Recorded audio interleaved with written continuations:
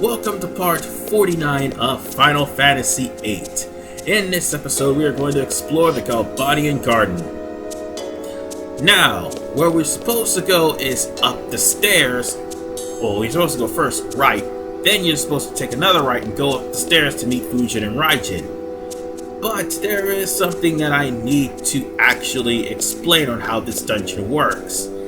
Originally, when we were here in the Galbadian garden, everywhere was actually available. We could go wherever we wanted. Well, after we dealt with the president and all the cutscenes. But now that it's been taken over by the sorceress, we only have limited places we can go. And as you'll soon see in about a little bit once we get out of this room, the doors are locked with numbered locks. Certain students have certain keys to unlock these doors. And that's what we're basically going to be doing in this part. Now then, this is Deathclaw. I actually have a card for this thing. In case anybody is wondering, Deathclaw is only good for one thing and one thing only. Drawing Reflect from this thing, and Dispel as well, because you are definitely going to need it later on in this level. Not to mention, one other thing, if we don't have Carbuncle, Drawing Reflect will help. Guess what RV Man forgets to do because he's just trying to blaze through this thing. Don't worry, I still beat the boss. Don't worry. Anyway, one thing that can be said, that he doesn't have too much elemental weaknesses. He is immune to death. However, Deathclaw may have a chance of dropping Death Spikes, as does another monster we will appear. See, Death Spikes are actually something that Quistis can use in order to learn level question death. And by question that means whatever level Quistis is in, is at right now, if she's low on health, she can use the limit break level question death to kill any monster that is not immune to death in that level with death. So yeah, that is a really good move if you run into enemies that are not immune to death. I mean, if you run into the occasional Tonberries, well then you're fucked, because those things are definitely immune to death. Always have been, always will be. Anyway, if you climb up the stairs, this is where we meet Fujin and Raijin for the second time. And Fujin and Raijin are pretty much questioning Cypher, as in Cypher may not be himself. As a matter of fact, they want the old Cypher back. The Cypher who used to be going around starting shit with people and threatening to put people on the list and calling Zell a chicken wuss. If I had Zell in my party right now, he'd still be called a chicken wuss. But that's not the point. The point of the matter is, Fujin and Raijin wants the old Cypher back. Well, so long as the sorceress is alive, that old Cypher is gone for good. Now then, this is the room we need to go to. There will be a student right here. He will give you key card number 1 to unlock all the doors that has the number 1 on them. In other words, you're going to have to navigate through the entirety of this garden to unlock doors just so you can get through this area.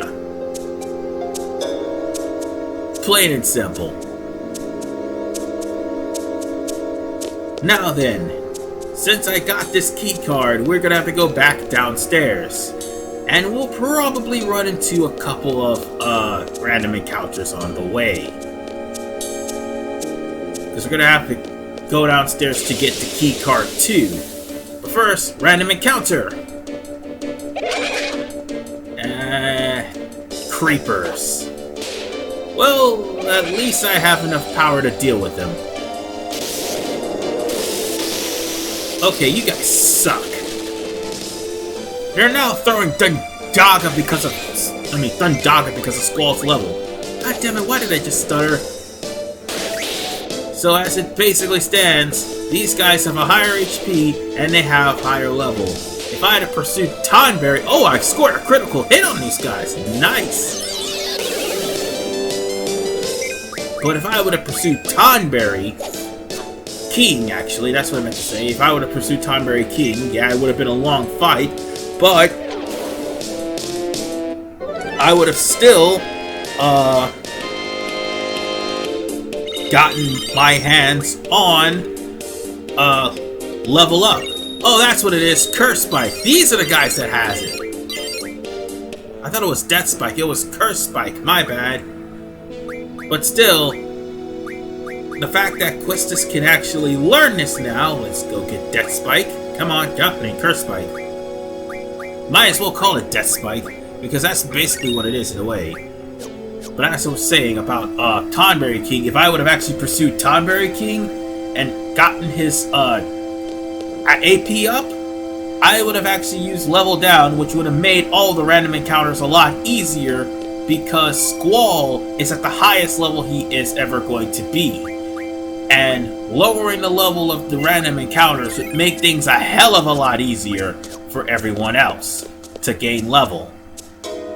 Meaning, at the start of Chapter 3, I'm going to have to pursue Tonberry King. So now we came back to the area where the door is unlocked. So now we're going to have to go through the hockey rink and hopefully get to the other side.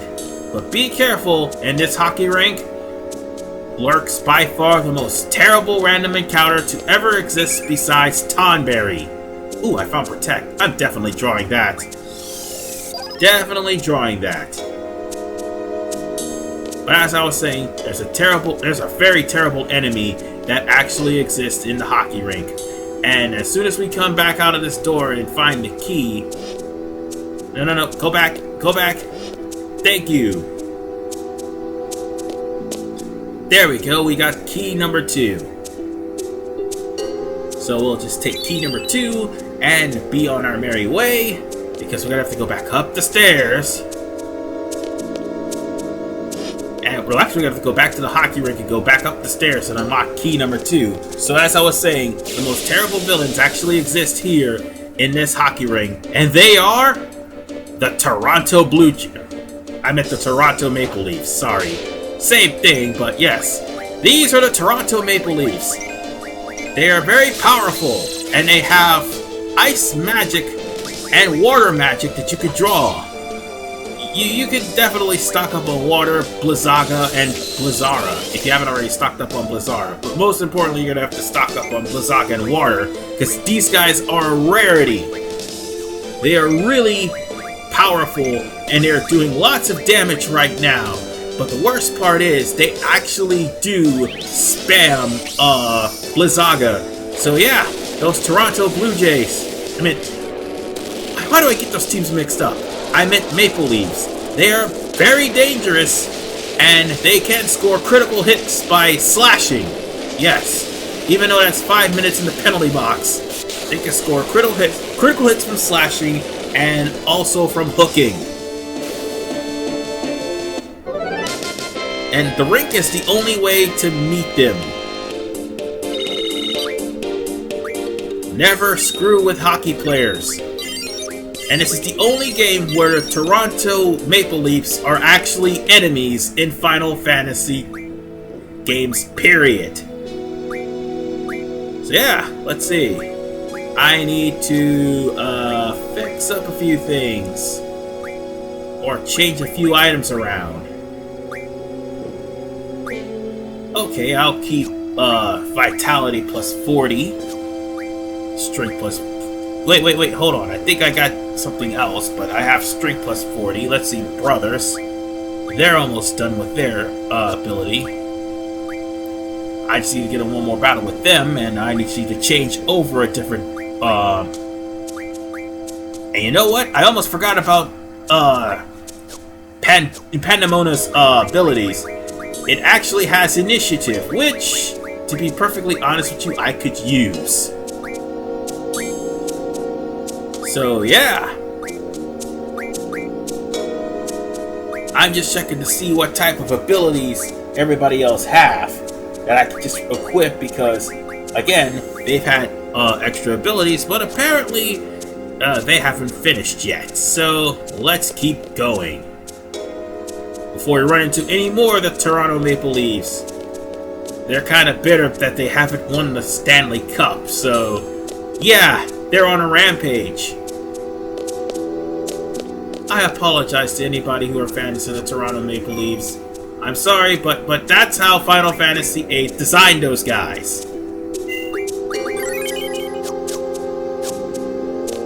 Now then, I do believe we have to go back up the stairs, and we're gonna have to go onto the second floor, but this time we have to go to the right instead of the left, and use the second key card to open the door to try to find the third key card. But right now we're running into more creepers. And these guys should actually look familiar because they were impeding the path of, well, everybody else when you were trying to assassinate President Deling. Ah, boy. Still doesn't take away the fact that the general who set up that assassination plot backed out all of a sudden. And we just learned Curse Spike. We got another Curse Spike and we got another Electric Barb. So yeah, Questus already knows Electrocute, so there's not much I can actually do. So let's see. I should get, well, boost because I don't have a boost for Leviathan. Well, I do have another Curse Spike, and she's already learned that. So, oh, it's a Coral Fragment. Never mind. I know it was something else. It's all right. It's all right. We'll just have to go on to. No, it wasn't this door. It was the other side, I think. I'm more than sure it was the other side.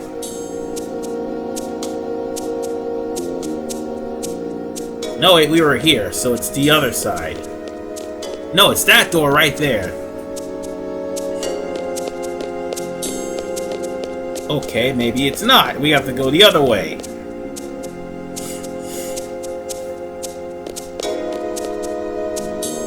Sorry about this, guys. You just stand there and stand guard. Wait, what are you doing?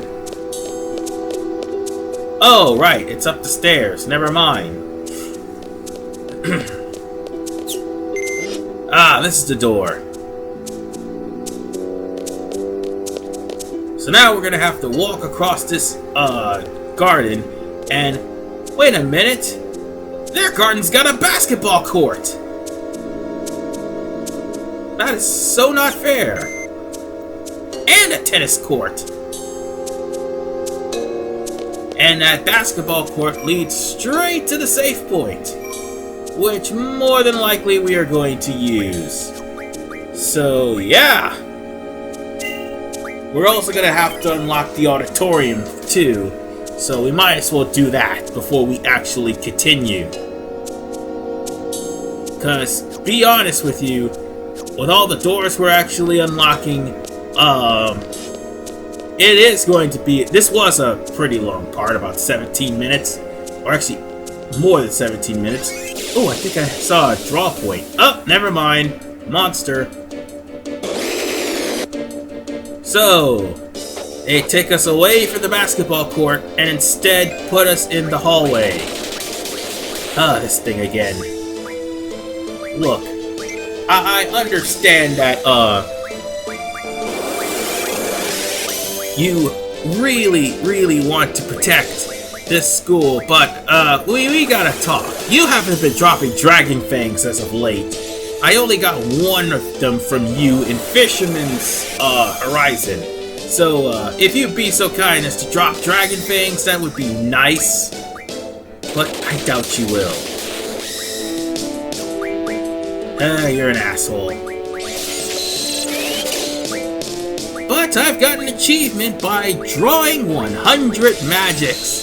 So, yeah! Go Steam achievements. And now, my life is a little bit more meaningful. Of course my life is meaningful. It's just the fact that a Steam achievement is just that, a Steam achievement. But you could also draw lives from this thing, and life is pretty good to draw. Now, full life would be even better to draw. Now would be a good time, however, to start spamming some GFs to try to finish this thing off, because he is going to basically kill us if he gets a critical hit off. Yeah. We've let this thing live way too long. One more hit and it's done for. Oh great, Gatling gun. Screw you! But nonetheless, between fighting the Toronto Maple Leaves, between going around searching for keys to a place that we already was free to explore, and also between the fact that I just got finished drawing life, well, I'd say I could call it a part. But there is a reason why I'm going to stop it right here. The next episode is literally dedicated to another GF. Yes, this is the third GF we have to battle. Well, it would have been the third GF we had to battle, were it not for an idiot who forgot to get the magical lamp before going to Timber. But nonetheless, it's Cerberus in Part 49. And that's basically the whole part of Part 49, is the battle with Cerberus. This is RVMan985. See you guys next time.